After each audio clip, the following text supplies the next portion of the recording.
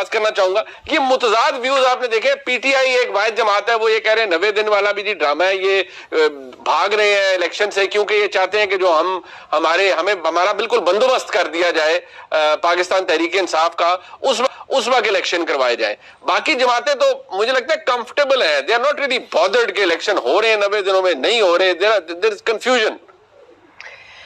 देखिए कंफ्यूजन कोई नहीं है। देखिए मुनीब साहब, यहाँ इस मुल्क में सब कुछ चलता है, और excuse me for my repetition, लेकिन मैं एक प्रोग्राम पहले भी कह चुकी हूँ कि एक 3 इडियट्स का डायलॉग मुझे बड़ा पसंद है। आप अपने दिल पे हाथ रखें और कहें all is well, all is well, अपने आप को तसल्ली देते रहे कि ऑल इज वेल। तो ये मेरा ख्याल है कि ये तमाम सियासतदान जो है वो तसल्ली अपने दिल को थपकी दे के कह रहे हैं all is well, all is well. लेकिन मुझे क्या फर्क पड़ता है अगर इलेक्शन नहीं होते? और कितनी ट्रेजेडी है ये इस मुल्क की, हमारी पूरी एक जिंदगी की जो है ट्रेजेडी, वो ये है कि आज हमारा मौक़िफ़ और पाकिस्तान तहरीक इंसाफ का मौक़िफ़ एक हो गया। मतलब कमाल होना था इस दुनिया में, और वो आज हो गया है। क्योंकि पाकिस्तान तहरीक इंसाफ जो कि हम कहते हैं कि जहाँ से वो बनी, जैसे उसकी परवरिश हुई, जहाँ पे वो पली बड़ी, उसके बाद आके सियासी मंजरनामे पर अपना जो है पूरा एक हस्ती को मनवाया और इतना ज़्यादा जमहूरियत को नुकसान दिया। लेकिन देखिए ना, जो जमहूरियत को नुकसान थोड़ा बहुत रह गया था वो इन्होंने आके 16-17 महीने में ख़त्म कर दिया। ये अब आपको लाख बताएं कि हमने डिफॉल्ट से मुल्क को बचा लिया है, और पीटीआई जो है वो 90 दिन में इंतखाबात चाहती है, और ये रोज पीपल्स पार्टी धमकाती है आपको कि 90 दिन में इंतखाबात नहीं हुए तो कोई बात नहीं, फरवरी में हो जाएंगे। तो देखिए, और ये ग्रेटिट्यूड माइंडसेट बड़ा जबरदस्त है इन लोगों का कि कोई बात नहीं, 90 दिन में नहीं हो रहा, फरवरी में तो हो रहे हैं ना। ये गारंटी भी इसको पता नहीं किसको मुझे नहीं लगता कि आप इसे दिलफरेबी समझेगी इन सियासी जमातों की, खुद को खुश कर रहे हैं कि भाई ठीक है, सब ठीक है, जैसे आपने कहा ना ऑल इज वेल, तो ये दिलफरेबी में मुब्तला है, दिल फरेबी में भी मुब्तला है। और दूसरा, ये नून लीग को ये ज़म है कि शायद वो ओनली ऑप्शन है कि अगर ये शरीफ ब्रादरान अगर इस खुश फहमी से बाहर आ जाए ना, ये जब अपने आप को लास्ट ऑप्शन समझते हैं, ओनली ऑप्शन समझते हैं, तो ये हमेशा नुकसान उठाते हैं। ये जो आज बड़ी मोहब्बतें जाग रही हैं लंदन और यहाँ पर, तो अगर वो मोहब्बतें कहीं ना कहीं अगर इनका इख्तिताम हो गया और होगा करीब, क्योंकि वो दोनों आदतों से मजबूर हैं, तो आप फिर क्या कर लेंगे? आप अभी ओनली ऑप्शन में आपको ये ज़म है कि कोई बात नहीं, इलेक्शन हो ना हो, शरीफ साहब वापस आ जाएं, नवाज साहब आके कैंपेनिंग करें, फिर जब हमारा दिल चाहेगा हम करा लेंगे वो सेनेट इंतखाबात से। मतलब मेरा ये ख्याल है जाती तौर पर मुनीब, और खबर भी कह लीजिए, कि अभी किसी को भी नहीं पता कि इलेक्शंस कितना खिंच सकते हैं। ये देखेंगे, तेल को देखेंगे, तेल की धार को देखेंगे, अगर ये टेस्ट कर सके जमहूरियत को तो ये करते रहेंगे, फरवरी से आगे भी जा सकते हैं, वरना शायद लंदन और पाकिस्तान है। वैसे तो लॉन्ग डिस्टेंस रिलेशनशिप मंसूर साहब इतना काम नहीं करते जो लोग दिल के मामलात को बड़े करीब से देखते हैं। लेकिन मैं जरा रऊफ खलासा साहब से पूछना चाहूंगा, रऊफ खलासा साहब, वैसे ये जो लंदन की मोहब्बत है पाकिस्तान से, और जो जिसका जिक्र कुछ किया सना बुच्चा साहिबा ने, तो ये क्या मुस्लिम लीग नून ऐसे हालात में जब उनको फर्क ही नहीं पड़ रहा, बकौल जनाब एहसन इकबाल साहब के, कि 90 दिन में हो या 190 दिन में, तो क्या आपको लगता है कि यही इसी सिंड्रोम के अंदर है पाकिस्तान मुस्लिम लीग नून, कि भाई 90 में हो या 190 में हो, आना तो हम नहीं है, मतलब सजनों नहीं आना है, बाकी तो टेंशन किसी की कोई नहीं है हमें?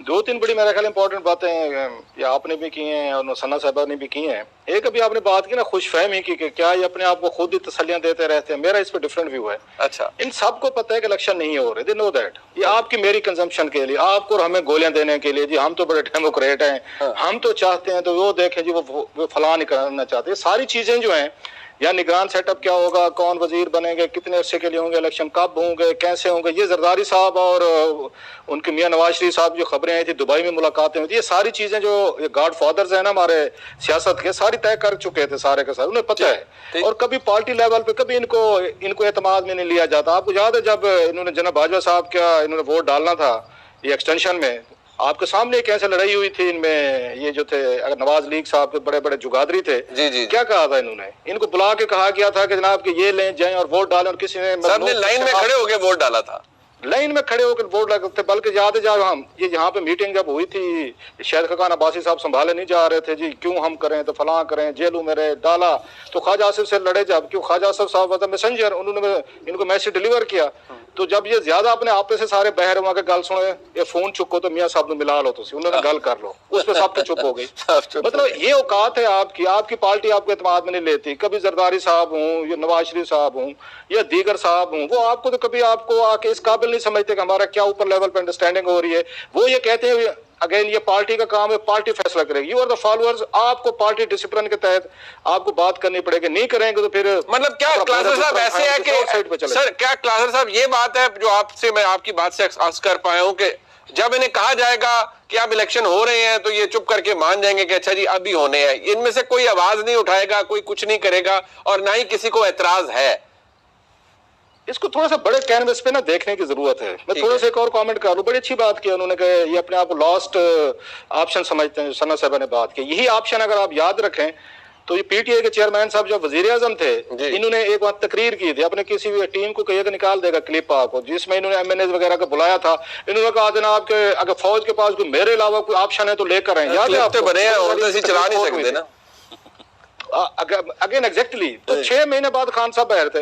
ये हर एक को ना जूम आ जाता होता है। वो एक है ना इंडियन फिल्म का एक उसका वो सेक्रेट गेम्स का जो वेब सीरीज है, उसका बड़ा खूबसूरत डायलॉग है उसका नवाजुद्दीन सिद्दीकी का, कभी कभी तो अपन को लगता है अपन ही भगवान है। इन सब लोगों के ना एक आती होती है, फेज आती होती है अपने आप पे, दे थिंक वी आर भगवान, हमारे बगैर ना दुनिया ये पता नहीं पीएमएलएन में कोई सोच रहे हैं या नहीं। क्यों मंसूर साहब, वो अब उन्होंने नवाजुद्दीन सिद्दीकी का जिक्र कर दिया तो आपको एक कौन इमेजिन करे पीएमएलएन में कौन कुछ मैं हूँ, कौन लगता है आपको? वैसे वाकई ऐसे कि ये कह रहे हैं भैया लास्ट ऑप्शन। जहां तक भगवान वाली बात है ना, मैं क्लासरा साहब की बात से एग्री करता हूँ और मेरे ख्याल में वो तो ऑलरेडी डिक्लेयर्ड है। मतलब शिबाशी साहब ने कहा नहीं कि मेरे पे इल्जाम लगता है कि मैं एस्टैब्लिशमेंट का बड़ा मनपसंद हो तो हूँ, जो कर लो जो कर। बाद में हमारी बहन मरियम औरंगजेब साहब उसकी तशरीह वगैरह करती नहीं, वो तो और बात है, लेकिन जाहिर बात है ही एक्सेप्ट्स दैट और इसमें तो कोई दो राय नहीं है। आपसे वैसे भी मिलेंगे, मुझे भी मिलेंगे, कई दफा वो उन्होंने कहा हाँ है, ओपनली सेज दैट। अच्छा, दूसरी बात ये कि मैं थोड़ा सा सिर्फ कुछ बातों के ऊपर मैं डिफर करना चाहूंगा। देखिए, आपको ना रीसेंट फंडामेंटल्स को एक दफा देखना पड़ेगा। अगर आप निगरान कबीना की तरफ उठा के देखें, आपको एक नून लीग का रंग नजर आता है। वहां पे चंद ऐसे लोग हैं अच्छा जो नून लीग के फ्लेवर में से आए हुए हैं, इंडक्ट हुए हैं वहां से। हाँ, ये है ना, इनका टिल्ट है जी, टिल्ट है। अच्छा, फिर उसके बाद आप निगरान वजीर आजम को देख लीजिए। निगरान वजीर आजम के लिए दौड़ में पहले जो फेवरेट थे वो पाकिस्तान पीपल्स पार्टी के कैंडिडेट थे, वो आखिरी दमों के अंदर नाम जो है वो चेंज हो गया, स्ट्राइक डाउन हो गया। ठीक है, क्यों हुआ? नून लीग का फ्लेवर था। मैं पिछले कम से कम 2 महीने से अपने मुख्तलिफ सोर्सेज से जो मेरी बात हुई है, पाकिस्तान पीपल्स पार्टी जो इक्वेशन चाह रही थी वो उसको सारा नहीं मिल सका है और उसमें थोड़ी सी एक रिजेंटमेंट है इस बात की कि हमने जो प्लान ऑफ एक्शन बनाया हुआ था उस तरह नहीं हो रहा। अच्छा, लेकिन पाकिस्तान पीपल्स पार्टी में भी 2 कैंप्स हैं और हमेशा रहे हैं।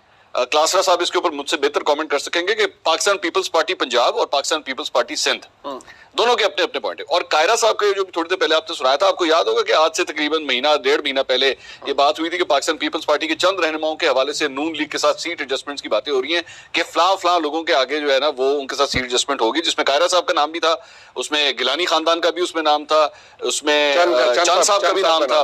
तो they have to actually see कि हमने जिनके साथ सीट एडजस्टमेंट करनी है उनकी लाइन से बहुत ज्यादा दूर नहीं जाना। लेकिन अलबत्ता सिंध के पीपल्स पार्टी और केपी की पीपल्स पार्टी में थोड़ा सा एक गुस्सा पाया जाता है। अच्छा, दूसरी बात ये कि ये जो एहसन इकबाल साहब की आपने बात की कि जनाब इनको इलेक्शन का फर्क ही नहीं पड़ता, तो ये जो मर्जी करा लो। कैन यू इमेजिन के कितने को ये लोग डिसएसोसिएटेड हैं? वरना एक सियासी जमात जो जीत रही हो, a politician is try to go into the election. They are hungry like hungry. यार roaring tiger. और कुछ नहीं तो मुझे झंडे वाली गाड़ी चाहिए, मुझे रेड कार्पेट चाहिए, मुझे प्रोटोकॉल चाहिए, मुझे इलेक्ट होना है, that is my home ground, मुझे वापस वहां पे जाना है। आज ये सूरत हाल हो गया, सानू फर्क नहीं पैंदा।